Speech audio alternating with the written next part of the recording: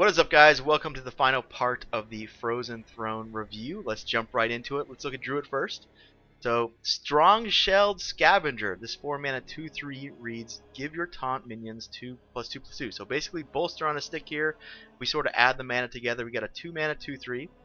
That's quite fine. And we got 2 mana for the bolster effect. So the math adds up, right? So it looks like Druid has sort of a taunt theme going throughout this set here, right? We got the Spreading Plague. And in fact, that's quite an impressive combo. 9 mana, Spreading Plague plus this guy to sort of bolster up your team. So very interesting card. It's hard to say if it's gonna see a lot of constructive play. It's definitely a role player card, definitely playable in that sense because it is worth the money, right? Bolster itself didn't see much play back in the day, but you know it does get tried out in Wild a little bit. So interesting card, definitely a role player card. Moving on, we got Nash, 3 mana, very much like the warrior card Bash. Give your hero +3 attack. This turn, gain 3 armor. So Bash was a very solid card, and it was not known that when Bash was revealed that it was going to be seen play, just because it kind of competes with weapons. It turns out that being able to weapon and use a removal that is not a weapon at the same time, very, very strong. So Bash was very playable. I see this being seen everywhere as well. Not as it's not as flexible as Bash. You can actually improve the damage, right? Like if you hero power plus Nash, you get the sort of the bite effect for 5 mana. So very interesting card. I do think this is a very playable.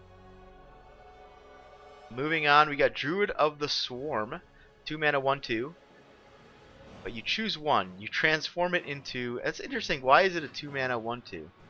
Why isn't it just a? I guess for transform reasons and evolve reasons. Okay, I guess so. So it's not a spell, right? If it was a spell, it wouldn't need power and toughness. So choose one, transform into a 1/2 with poisonous, or a 1/5 with taunt. Now this card already exists, the 1/2, but it has taunt, right? The snail guy is a 1/2 taunt for 2 poisonous. So you lose the taunt, which is kind of a key thing. I don't think it's as good without taunt, but it's very flexible. The 1/5 taunt for 2 is an interesting card. We haven't seen that stat line before. Plenty of 1/4 guys for 2, even some 1/4 taunts for 2. The 1/5 taunt for 2 is something we haven't seen before, and that alone is very much worth looking at, especially now that we have these taunt synergies going on in Druid. So this appears to be a very, very playable card just because of the flexibility of having that threat of a poisonous guy. If you're in the lead, you can plop down a poisonous guy. If you're behind against pirates, they're not going to want to see a 1/5 taunt, especially after coming off a Zos first mate, right? Moving on, we got the Druid Death Knight, Malfurion the Pestilent. Choose one. It's a 7 mana and you get 5 armor. So choose one, summon 2 poisonous spiders or 2 scarabs with taunt. And the scarabs are of course the 1/5 taunt guys. So that spell actually costs 5 mana in Druid. So the math works out, right? You pay 2 mana for the armor, and you pay 5 mana for the spell. I don't think the spell was quite great, but now that we're seeing more sort of taunt synergies and stuff like that, it's sort of all the stuff sort of creeps better when you get everything revealed. So the new hero power you get is called Plague Lord. It either gives you 3 attack or 3 armor. So it kind of gives you tank up, an improved tank up, or the +3 attack kind of acts as a removal spell. So this is why you play this card. You're not playing the card for the front half of the ability. You're definitely playing this card for the long term, tank up, either tank up or that removal at will. Very flexible card, very strong card, I think, because of the flexibility going forward in a long game.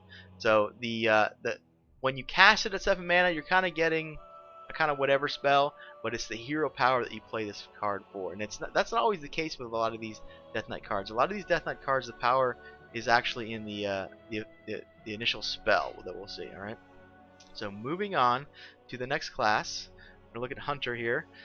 4 mana Exploding Bloat Bat. It's a 2/1. It reads Death Rattle. Deal 2 damage to all enemy minions. So it's sort of like a rattlesnake effect here.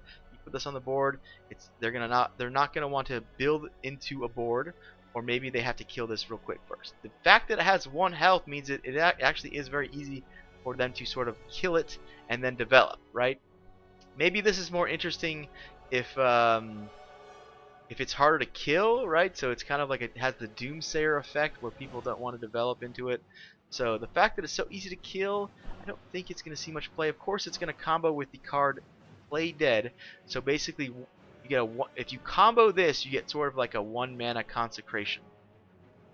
That's interesting, right? That is pretty interesting, sort of the 2-card combo to get a little AoE, but I don't think that's worth doing. Maybe there's enough Death Rattle synergies for you to include Play Dead, and in that point you look at this maybe as a one-of.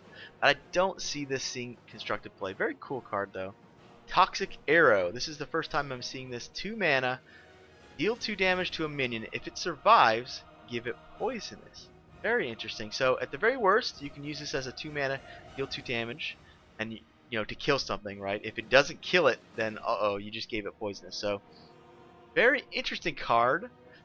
I guess the theoretical situation is you have like a 4/5, cast it on the 4/5, your 4/5 becomes a 4/3. It's poisonous. You kill something huge. The ideal situation is you have like a 1/3. You cast this on it, and then you trade up to give it, you know, to something big. That's a lot of work, right? You need to put 1/3s in your deck or 1/4s in your deck. This kind of works well with the Stonehill Defender card. Other than that, man, I don't know. It's just a lot of work to sort of get the deadly shot effect. I don't think this sees play. I think you can do better. It is anytime you give something poisonous at will, that is powerful. That's something to pay attention to. But I think you have to warp your creatures a little bit too much for this to be worth it. Very interesting card though. Alright, the Paladin Death Knight card is 9 mana. Uther of the Ebon Blade. So battle card, equipped to 5/3. Basically you get an Ashbringer, but it has life steal, and that is very, very important. That it represents 15 life over the course of 3 attacks. You also get that 5 armor. You get a very unique hero power. Basically you summon 4 horsemen, and if you get all 2 mana, make it 2/2 horsemen. But if you get all 4, and it's gonna work like the totem, so you won't get the same one. You always get a different one. You won't know which one it will be, but if you cast it 4 times in a row, you actually win the game. So that is very interesting. The reason you play this card is probably because of the weapon itself, not because of the hero power of winning the game, but that is very relevant. Making 2/2s instead of 1/1s is a lot better, of course, and but the power in this card is that super strong weapon with the armor. So this card is going to see a lot of play, I believe. It's sort of awkward after Tyrion, right? You play Tyrion, you're trying to get the Ashbringer, then you play this and you get another Ashbringer, and then your Tyrion dies and it replaces your thing here. That's pretty awkward. Tyrion is not going to go anywhere in a Paladin list. You're just going to always play him, I'm pretty sure. So that is kind of awkward. That's something to think about. I mean, you can't just put too many greedy cards in your deck. There's some neutral ones that are coming up that are going to show up in every deck. So very interesting. The meta is going to switch to sort of anti-taunts, so maybe Tyrion takes a backseat for a little while. We're going to see why the anti-taunt meta is coming up in a little bit. But overall, this card is very strong, very cool. Moving on, 6 mana, this Blackguard 3/9. Whenever your hero is healed, deal that much damage to a random enemy minion. Very interesting. It is random, and you have to heal yourself, not just heal anything. So how do you use this? Well, I don't know. So maybe you have True Silver out, you play this on 6, you attack something with True Silver, it heals, and then you deal 2 damage randomly to something else. Now it's interesting, can it do the 2 damage to what you attack? Probably, right? Because the True Silver heals you while you attack, so if you attack a 4/4 with your True Silver, you might get this effect wasted on the 4/4, right? How else can you heal? Well, there's lifesteal cards. There's definitely some lifesteal cards in Paladin. They got the new Chillblade Champion guy. Charge lifesteal. So let's say you have him out. You play this guy. You attack face and do 3 damage, heal for 3. So you get a random deal 3 damage to an enemy minion. I think that's a lot of work for pretty marginal reward. We have to look at the stats alone on the body. At 3 mana, 6 mana, 3/9 isn't great. The 9 health is pretty huge though. Usually 6 mana cards have about 7 health, so it is a big butt, right? It's gonna stick around a couple turns. It leads into some nice buffs that Paladin can do. So very interesting. Maybe you build your whole deck around this. You put all the healing cards in to see what happens. You just start, you know, doing random heal damage things. So very cool card.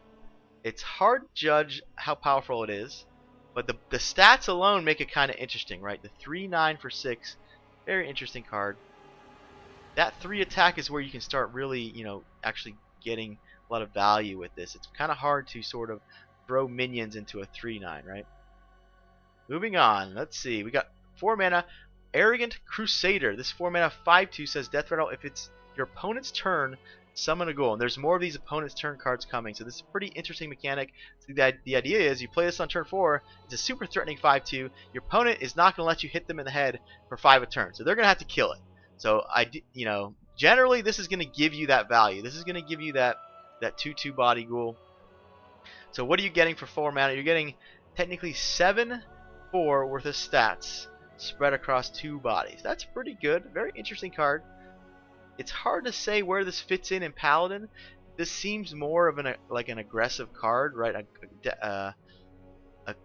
Decks that want to hit people in the face for 5. Paladin generally doesn't want to do that right now, but they do have the Murloc things going on. This competes with the 4 mana Murloc guy as well, so I don't think this guy has a home in Constructed. Seems like a very fine arena card though. Alright, moving on. We got 2 mana Dark Conviction. Set a minion's attack and health to 3. So we get the Peacekeeper, not the Peacekeeper, right? The Keeper of Oldemon effect. You just see how strong that card was, right? Because this spell cost 2. The Oldemon was a 4 mana 3/4. So basically you got a 2 mana 3/4 with that ability attached. So still a very strong card, right? It sort of kills just about anything you want. And there are big things coming, big neutral cards looming that are going to be in pretty much every deck. So a card like this, very valuable, even though it's kind of redundant with what Paladin's doing. It's more of a, the rich get richer with this sort of stuff. Doom Orang. Throw your weapon at a minion. It deals its damage, then returns to your hand. So basically, you throw your weapon, it does the damage without damaging yourself, and then you get your weapon back. So very cool design here. What's interesting is that you're not actually attacking, so you can throw your weapon, re-equip your weapon, and then attack again for extra damage, right? This works really well, again, with a very powerful 4-drop weapon, or 3-drop weapon, Shadow Blade, right? The sort of eagle horn bow that Rogue is getting. Just because it's in Rogue, I think it's very powerful, and the immune is very relevant for the Battlecry. So, very cool card, this Doomerang. You definitely have to be filling your deck with weapons. So you're not going to be able to get away with just putting, a couple copies of Shadow Blade in. Maybe you play 2 Shadow Blades and 1 Doomerang. I don't think so though. I think you need at least 4 weapons, 3 or 4 weapons, and then you play 1 Doomerang for every 3 weapons in your deck. So it depends how crazy you want to get with these weapons. But you can't just play this, without a lot of weapons. All right. Moving on, 6 mana. Looking at this for the first time here, it's called Spectral Pillager. It's a 5/5. Combo, deal damage equal to the number of other cards you've played this turn. Interesting. So 6 mana. That's pretty awkward, right? Like, we just got the Assassinate guy, Vilespine Slayer, for 5, and it sort of kills stuff. So this, you have to play a bunch of stuff, and then you get damage, but it's a 6/6, or it's a 5/5. Yeah, I'm not seeing it. I don't see it. Like, there's 2 combos you want to do, right? You play a bunch of spells, and then you Van Cleef or something like that, or you do Auctioneer with that, or you sort of do one thing and then get a big effect with the Vilespine Slayer. So this kind of doesn't do either, right? This wants you to do a lot of things for very little reward. In fact, very, very little reward, right? You cast 4 spells, you cast this, you only do 4 damage. You can be doing better things with your combo. So I don't like this card at all. Moving on, 5 mana Bone Baron, 5 mana Death Rattle, add 2 1/1 skeletons to your hand. So interesting, they don't come right into play. They go into your hand. We're gonna assume the skeletons are 1/1s for 1. So this is very interesting if you want to be either number 1, filling your hand, which is a thing with Mountain Giant. That is a thing that you can do. Not generally seen in Rogue, but very interesting. Or maybe you want to cast 1/1s for 1. Now, why would you do that? Well, you might be a Hobgoblin deck, right? So now there's a little Hobgoblin card in Rogue here. Very interesting. Other than that, it's kind of sort of whatever. This is kind of awkward in a lot of situations because it's very easy to mill yourself with this card. Anytime you just randomly get 2 things in your hand. I don't know. So maybe just an arena card, but it has cool synergies with, like I said, Hobgoblin and Mountain Giant. Moving on to the next class, Shaman. I believe we've seen all. No, we have not seen Avalanche. So Avalanche reads 4 mana, freeze a minion, and deal 3 damage to adjacent ones. So it's kind of like Meteor without the big impact, right? So you freeze one, deal 3 to the other ones. Very interesting. Very hard to sort of evaluate this card. At the very least, you're doing like an aimed multi-shot in a way. You kind of need 3 things for it to be super valuable, but you don't have to, right? Maybe they have a huge guy and a 3/3, and then you freeze the huge guy, you kill the 3/3. I mean, that's kind of valuable. You're kind of paying 1 for the freeze, and you're kind of paying 3 for 3 damage. If you can do the perfect sort of situation where you kill 2 3/3s, freeze a big minion, it's definitely worth 4 mana, but it's definitely not as strong as Meteor. Meteor is 6 mana, but I think it's definitely that 2 mana is definitely well put, doing 15 damage instead of freezing something. Shaman is the freeze class now apparently, so there is different things with Icebreaker and cryostasis and stuff like that. I'm not convinced that's like a thing that you really want to be doing, but it's definitely something that will be fun to experiment with. It is interesting to note that with the legendary Morabi, you want to freeze something valuable, right? So maybe you freeze the big thing, and then with Morabi out, you get a copy of the big thing, right? Very interesting. So this is very hard to evaluate. I'm just gonna go ahead and say it's a role player, even though I'm not convinced of it yet. But at the very least, I think it freezes something big, kills something small, and that is almost worth 4 mana on its own. So very interesting card. Definitely gonna just slot it at role player. However, Drain Soul, 2 mana, lifesteal, deal 2 damage to a minion. So this is just a power creep to drain life, right? You lose the face hit, but really, how often were you getting lethal with that drain life, right? So this is just an upgrade over drain life. The Dark Bomb is still much better than this, but this is sort of interesting, right? It's not something that can be ignored. Two life is very important, more so in this class than other classes.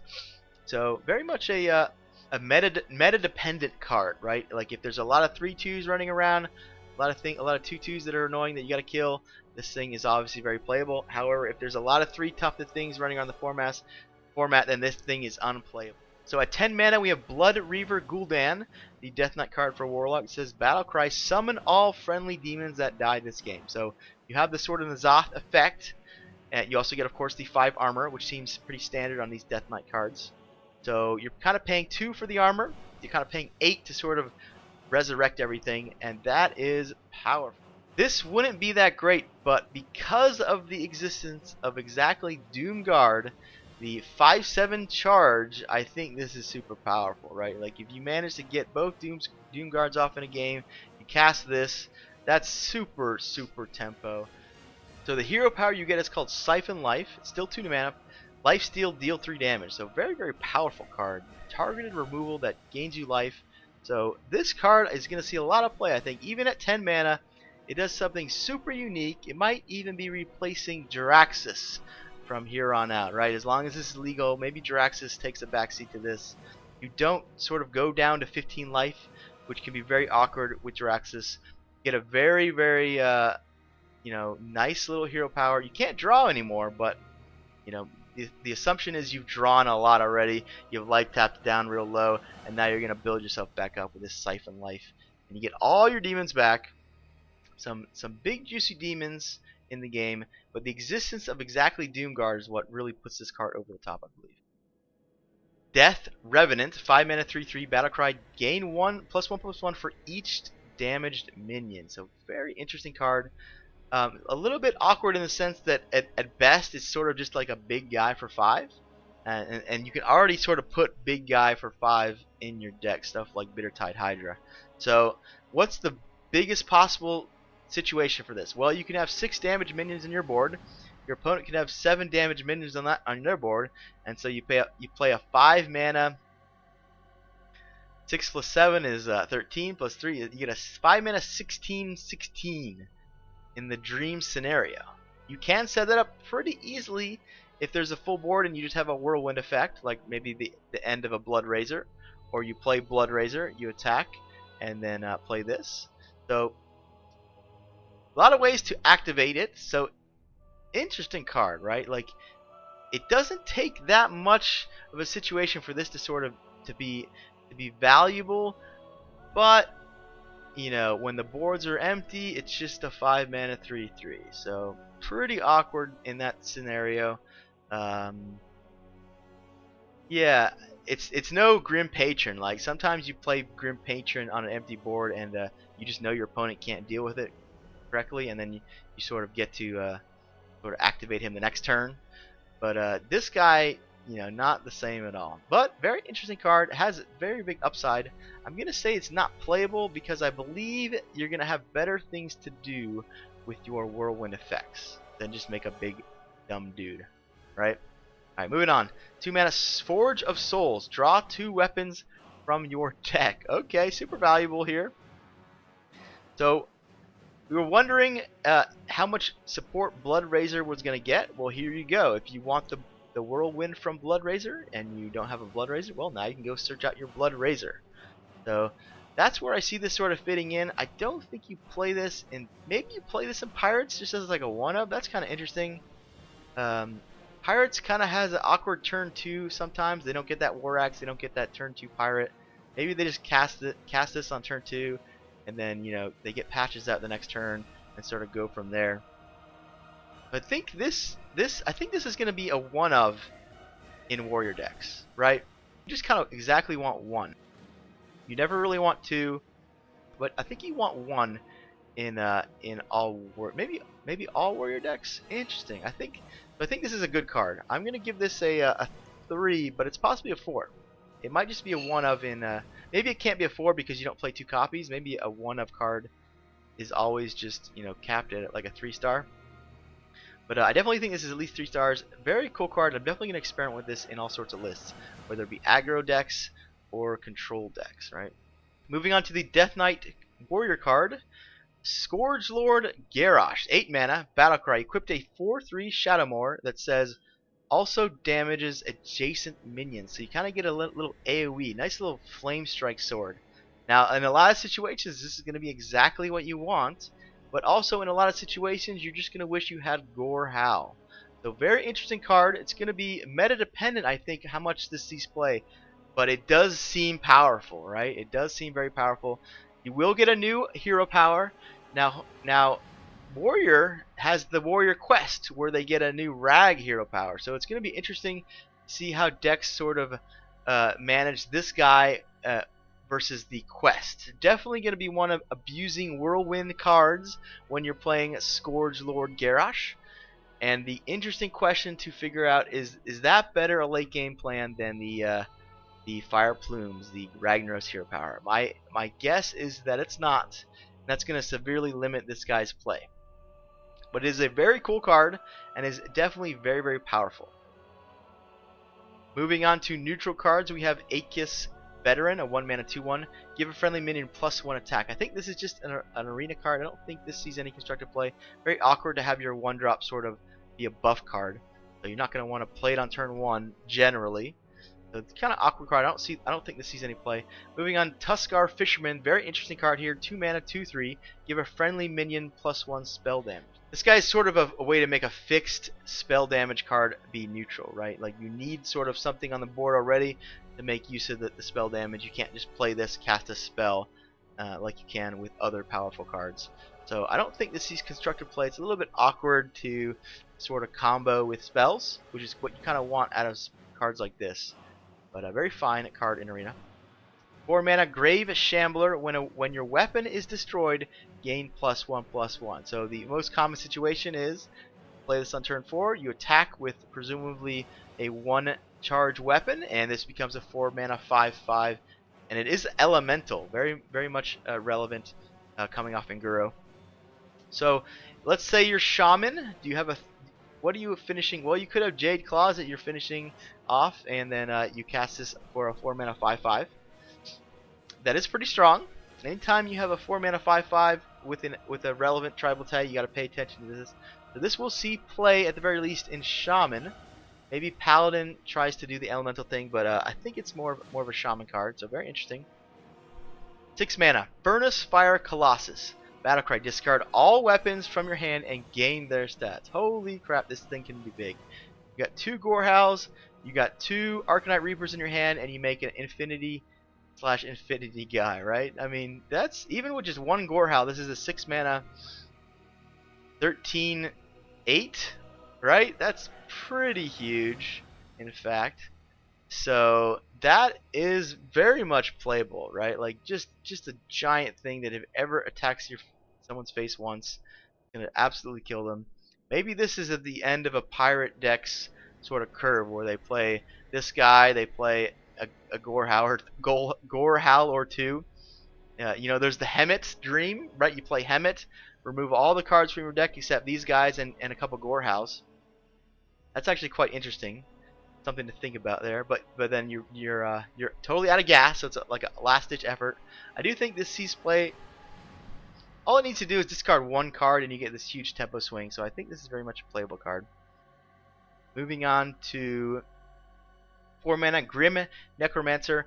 4 mana 2/4, not the greatest, but what does it do? Battlecry, summon 2 1/1 skeletons. Wow, so you actually get, if you add everything up, you get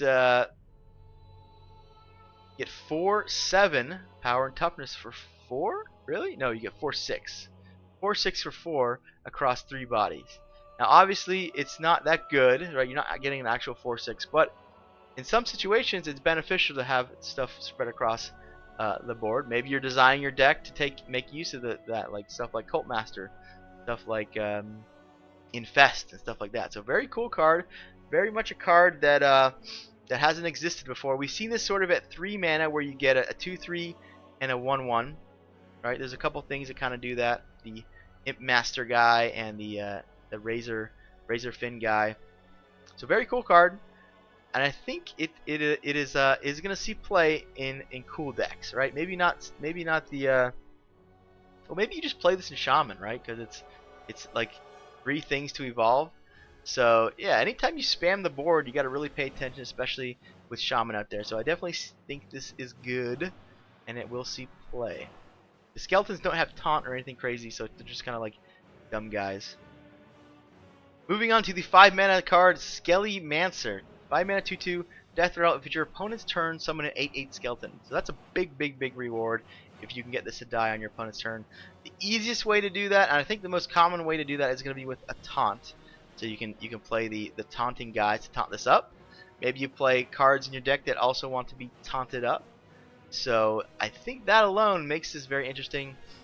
4 mana, Death Axe Punisher. Battlecry, give a random lifesteal minion in your hand +2/+2. So this is exactly what you want to do to lifesteal minions. Buff them up so you get bigger life swings. Now this is kind of going to be class dependent. There's a Paladin lifesteal card. There's a neutral lifesteal card. There are lifesteal cards scattered throughout the set, but there isn't quite as many as I was hoping or expecting. I think that's kind of the death axe, the death sentence for this death axe guy.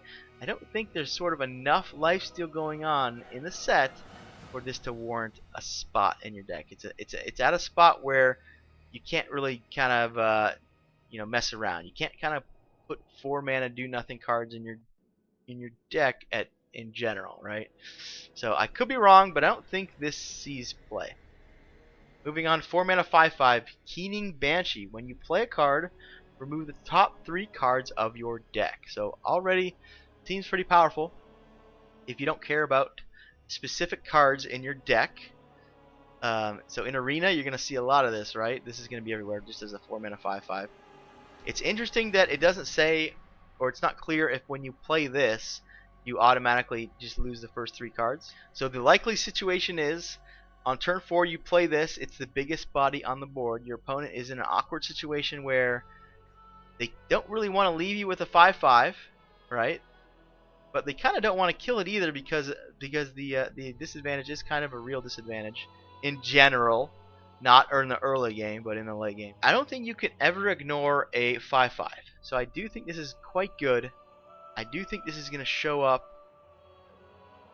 I think this is going to show up everywhere, just because it's so big. Moving on, Tainted Zealot, 2 mana Divine Shield, spell damage +1. Wow, so this is like a Shaman card, right? Like, holy crap, Shaman like both halves of this. They like to spell damage a lot with their portals and their storms and their Spirit Claws, which might make a comeback with this, possibly. And Argent Squires are really good in Shaman, of course, with Flame Tongue Totem and the like. So very much going to see play, at least in Shaman. I'm pretty sure to see play, at least in Shaman. So yeah, cool card. Moving on, we have a 3 mana Death Rattle 3/1. So the second 3 mana 3/1 Death Rattle in the set. Death Rattle, if it's your opponent's turn, summon a 2/2 Ghoul. So that's a cool theme we got with this opponent's turn stuff. Again, what does your opponent do, right? Do they just take 3 damage a turn? I don't think so. So I think you're going to most oftenly get the sort of Harvest Golem effect with this card. This, of course, competes directly with Egg Napper. You get sort of the same power and toughness. Egg Napper doesn't have the restriction to where it has to be your opponent's turn. So I think Egg Napper is better. I think. Yeah, I think I like Egg Napper better, but a 2/2 can definitely be better than 2 1/1s in general, right? If there's a Shaman heavy meta, you don't want to really be spamming your board with 1/1s. So maybe this is just an arena card and I'm thinking too much about it, but I think Egg Napper is still just better in Constructed. Moving on to a 1 mana 1/1 Wretched Tiller. Whenever this minion attacks, deal 2 damage to your enemy hero. So Leper Gnome got the nerf, so maybe this is their attempt to fix Leper Gnome yet again. Interesting to note that if you play this on turn 1 and it gets hero powered, it didn't really do anything.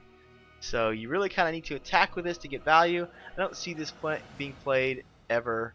It's just sort of something to think about with evolve and devolve and stuff like that. You gotta know about these cards, but I don't think you ever play these cards. Moving on, 3 mana Drakari Enchanter. This 1/5 says your end of turn effects trigger twice. Well, there are some end of turn effects coming that are gonna see a lot of play, right? Everyone knows what I'm talking about. He's sort of in the background here. So yeah, so that card alone makes this card very interesting, because the card you get from the mysterious card that I'm alluding to, it's going to be the last card reviewed, in fact, because it's at the bottom of this list, I believe. So yeah, so that card alone makes this very, very interesting because of how powerful the cards you get are. Now, is a 3 mana 1/5 going to do enough just sort of to curve with? Not really, but it's not terrible. You know, it kind of needs 2 things to bump into it to kill it. Maybe it takes 3 things. At that point, you're getting a little bit of value. Here's our neutral lifesteal. I kind of wanted the 3 mana 3/3 priest card to be the neutral one, right? It's kind of less awkward than a 5 mana 4/4. But if you are in need of neutral healing, here you go. You just have to hope you can get this guy to survive. It is very awkward that it has 4 toughness for 5, so it's gonna be really hard. It is a beast, which is interesting, I guess, for Druid or Hunter. Hunter could definitely use a lifesteal mechanic in some way, but I wish the card was a little bit more pushed. I wish the neutral was the 3 mana 3/3. I don't like this very much. Moving on, we got a 4 mana Wicked Skeleton, the 1/1, but it says Battlecry, gain +1/+1 for each minion that died this turn. So what's the dream situation? Well, you have a board of 7 cards.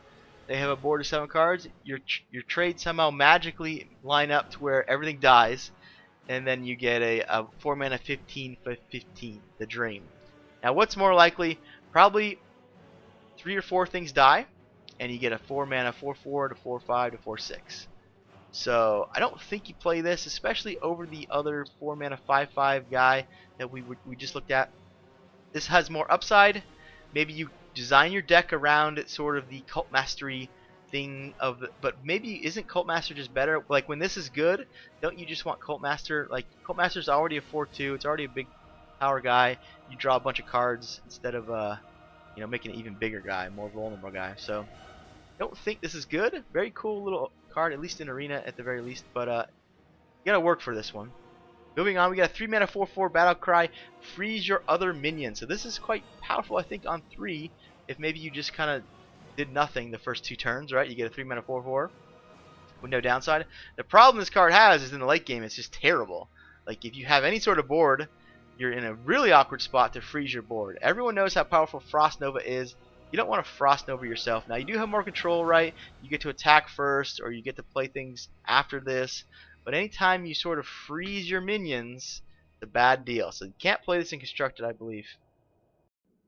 Moving on, Spellweaver, 6 mana 4/4 spell damage +2. Not much to say here. We'll move on.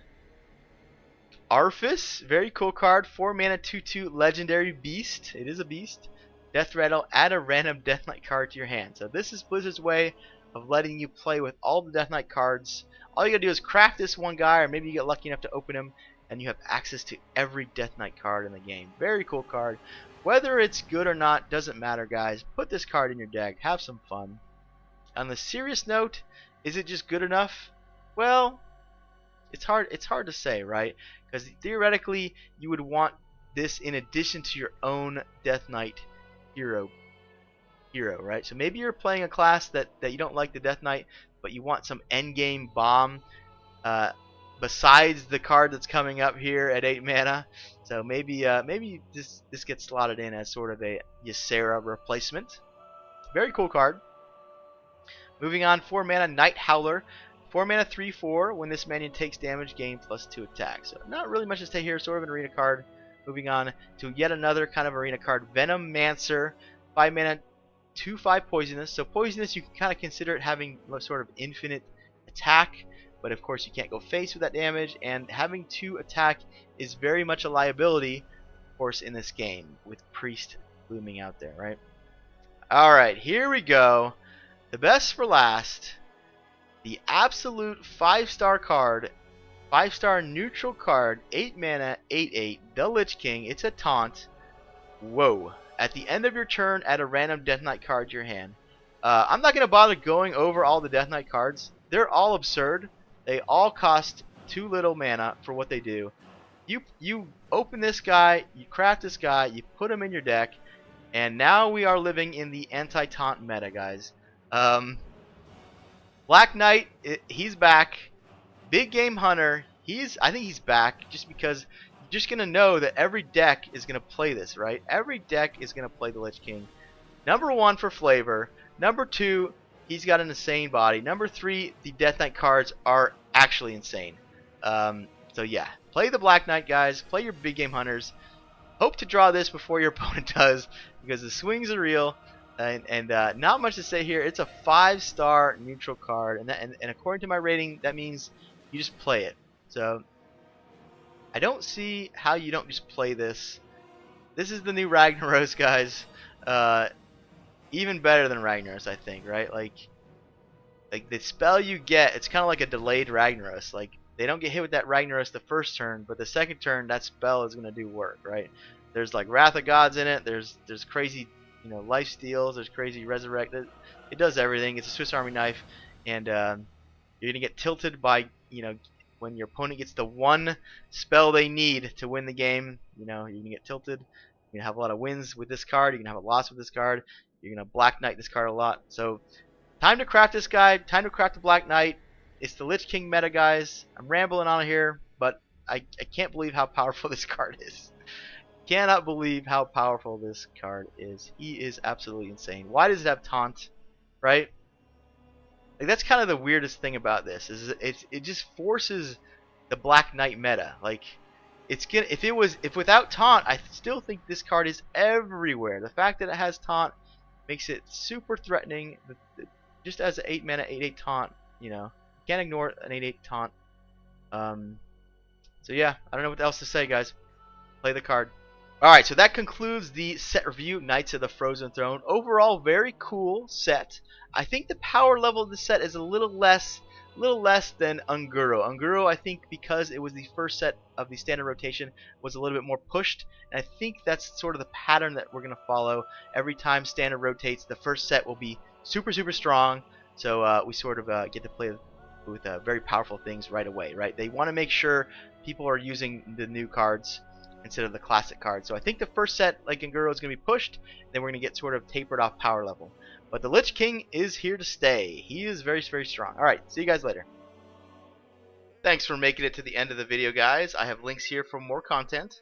And if you would like to see the channel grow, please click that subscribe button in the middle. Thank you so much, and I will see you next time.